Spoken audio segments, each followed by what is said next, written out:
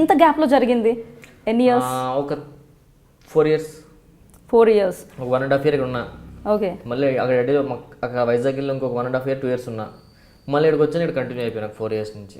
Okay. ఆ గ్యాప్లో ఏం చేశారు? ఆ గ్యాప్లో వైజాగ్లో నేను బిజినెస్ పెట్టుకొని మెడికల్ హోల్సేల్ చిన్నది పెట్టుకొని మరి లైఫ్. బట్ మెడికల్ రిప్రజెంటేటివ్ అని విన్నాం, నిజమేనా? మెడికల్. సో హెల్త్ టిప్స్ అలా ఇస్తుంటారా? ఇస్తుంటారండి.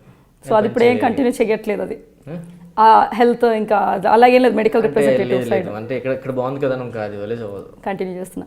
సో ఈ హైదరాబాద్ అనేది ముందు కూడా విజిట్ చేస్తూ ఉండేవాళ్ళ? నేను ఇంతకుముందు చెప్పా కదా ఎడిటింగ్ నేర్చుకున్నప్పుడు జోష్ మూవీ ఆడిషన్స్ అయ్యాయి హైదరాబాద్లో, దాంట్లో సెలెక్ట్ అయ్యాను కూడా నేను. జోష్ మూవీలో చేసా కూడా నేను. మీరు చూసుంటే గోడ మీద 3 సీన్లో కనిపిస్తాను, క్లియర్గా డైలాగ్స్ కూడా ఉంటాయి నాకు. సో మీ ఫస్ట్ మూవీ 2009లో వచ్చిన జోష్ కదా? జోష్. సో ఆ జోష్ ఫిలిం తర్వాత లాంగ్ గ్యాప్ తీసుకున్నారు ఇఫ్ ఐఎమ్ రైట్. ఎందుకు వచ్చింది ఆ ఫస్ట్ మూవీకి లాస్ట్ మూవీకి చాలా గ్యాప్?